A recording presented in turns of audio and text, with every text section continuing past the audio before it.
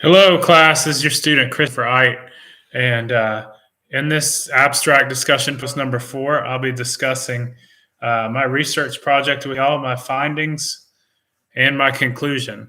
In my research project, I'm going to cover the historiography in two examples. One is the Whig historiography, because my project will emphasize the themes of liberty and freedom and American exceptionalism as the founding fathers would help us find the new republic and the laws that governed it, and the early division that became of it, as well as my second example of historiography is the Republican synthesis historianism. This will focus on American republicanism, which is the founding of the new republic. So my research project is going to be about the early political parties. It's titled A Nation Divided, Political Division in the Early History of America.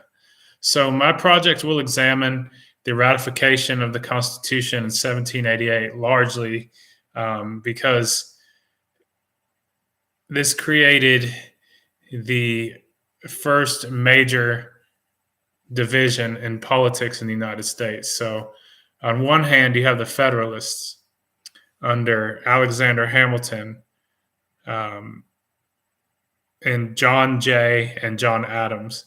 So they wanted a nation that was governed largely in the scope of one big government, and that the president should have more increased and centralized power along with that government, and the people, for the most part, would have to submit to. They had individual rights, but not on the full scope of which the Anti-Federalists would want. So that led to the division, and the only reason the Constitution was agreed upon in 1788 was because of the Anti-Federalists, later known as the Democratic Republicans, under Thomas Jefferson and James Madison in 1792. They put the first 10 amendments into the Constitution, which would be known as the Bill of Rights, that was devised out of the Articles of Confederation. So basically, this Bill of Rights guaranteed individual liberties and greater states' rights, and the ability to check the large bureaucracy, the federal government.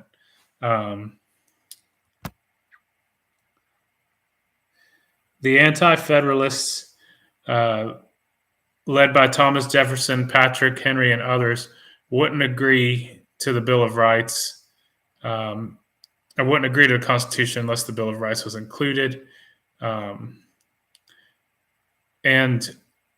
a great source from Charles Pettit called An Impartial Review on the Rise and Progress of the Controversy Between the Parties Known as the Names of the Federalists and Republicans went into that, and how the Bill of Rights put a great emphasis on states' rights and individual liberties.